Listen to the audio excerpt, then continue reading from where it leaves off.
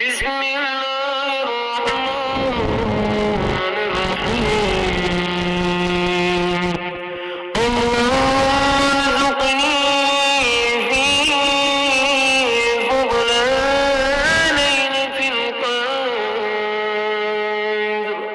وصير أموري فيه من العسر إلى اليسر ومقبل معاذيري وحتى عني الذنب والوزر